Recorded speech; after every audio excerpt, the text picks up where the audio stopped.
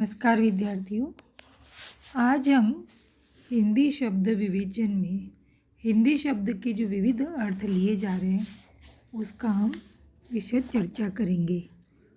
हिंदी, हिंदुई या हिंदवी शब्दों का संबंध हिंद से है, जो भारत का प्राचीन नाम है तथा जिसका उच्चारण ईरानी भाषा भाषियों में सर्वाधिक मिलता है।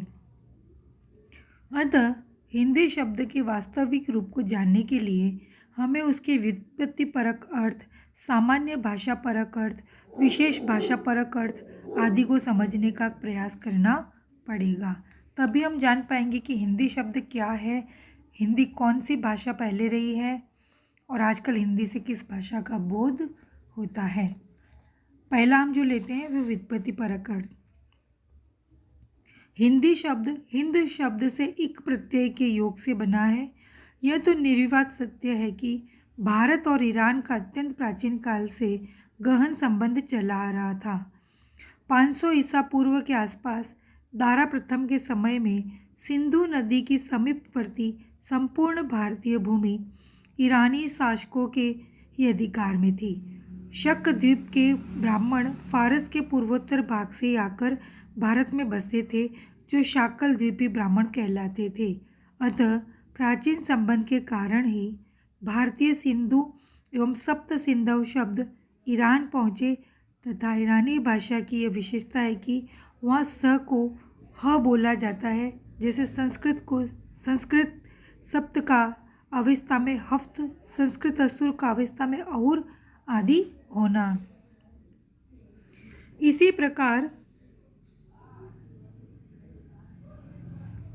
इसी आधार पर अवस्था में सप्त सिंधु का हप्त हिंदू तथा सिंधु का हिंदू हो गया। उस समय तो ईरानी लोगों के समीप भारत का वही भूभाग था जो सिंधु नदी के समीपवर्ती था। अतः वे इस भूभाग को हिंद या हिंद प्रदेश कहने लगे, परंतु कालांतर में वहाँ ये नाम संपूर्ण भारत के लिए प्रयुक्त होने लगा। इसका प्रमाण यह है कि ईरानी सम्राट दारा के अभिलेखों में सर्वत्र भारत के लिए हिंदू शब्द आया है। जैसा कि सुमा के राजमहल से प्राप्त एक अभिलेख में लिखा हुआ मिला है कि पिरु शुया ईदा कृत हज्जा कुश उता हिंदो उता हज्जा हर उतिया अयर्य, अर्थात राजमहल के लिए हाथी दांत कुश, हिंदू और हर उतिया से लाया गया, जिस पर काम किया गया। अवेस्ता के ग्रंथ बेंदीदाद में हत हिंदू को 16 पवित्र स्थानों में से एक गिनाया गया है। अन्यत्र ईरानी साहित्य में हिंदुश, हिंदू, हिंदुव आदि अनेक ऐसे प्रयोग होते हैं जो भारत के वाचक है। इसी हिंदू या हिंदव शब्द से ही आगे चलकर भारत के लिए हिंद शब्द विकसित हुआ और इक प्रत्यय का योग होने पर हिंदी शब्द बना है, जिसका अर्थ ईरानी भाषा में हिंद का या भारत का होता है।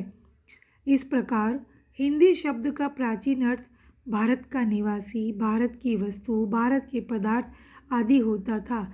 इसीलिए मिस्र में जो मल भारत से जाती थी वह हिंदी कहलाती थी। अरबी और फारसी भाषा में भारत के अंतर्गत इस्पात की बनी हुई तलवार हिंदी कहलाती थी। हब्सन डॉब्सन कोश में हिंदी शब्द भारत के निवासी मुसलमानों के लिए भी आया है। वहाँ अमीर खुसरो की एक पंक्ति उद्धृत की है, जिसमें लिखा है कि बादशाह ने हिंदुओं को तो हाथी से कुचलवा डाला, किंतु जो मुसलमान हिंदी थे वे सुरक्षित रहे। इस प्रकार इकबाल ने भी हिंदी है हम वतन है, हिंदोस्ता हमारा कहकर हिंदी शब्द का प्रयोग भारतवासियों के लिए किया है। इस प्रकार हिंदी शब्द के व्युत्पत्ति परक अर्थ का पता लगाने से ज्ञात होता है कि यह शब्द मूलतः सिंधी का ईरानी रूपांतर है, जिसका मूल अर्थ भारत का भारतवासी, भारत के पदार्थ आदि होता था। अब दूसरा हम नंबर लेते हैं। पहले व्युत्पत्ति परक अर्थ में लिया, अब हम साधारण भाषा परक अर्थ हिंदी का लेते हैं। जिस तरह हिंदी शब्द भारत के निवासियों, पदार्थों आदि के लिए प्रयोग में होता था, उसी तरह ईसा की 6वीं शताब्दी से कुछ पहले ईरान में भारत की संपूर्ण भाषाओं को ज़बाने हिंदी कहा जाता था। इसका अर्थ यह है कि हिंदी से तात्पर्य उस समय भारत की संपूर्ण भाषाओं से था।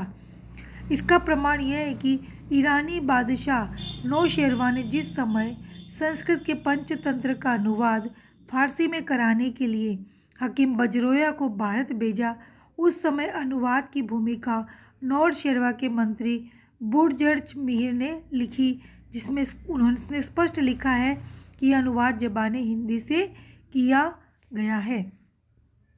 जहाँ ज़बाने हिंदी का अर्थ संस्कृत भाषा से है, क्योंकि पंचतंत्र भारतीय भाषा संस्कृत का ग्रंथ है, अतः हिंदी का अर्थ उस समय समस्त भारतीय भाषाएं होता था।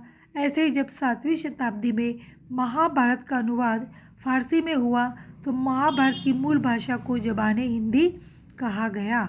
इसी प्रकार तबकाते नासिरी में भी ज़बाने हिंदी शब्द भारत की संपूर्ण मध्य देशी भाषाओं के लिए आया है।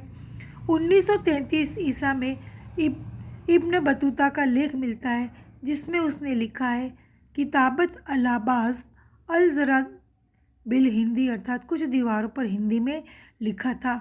यह इब्न बतूता का हिंदी से तात्पर्य भारत की भाषा से है।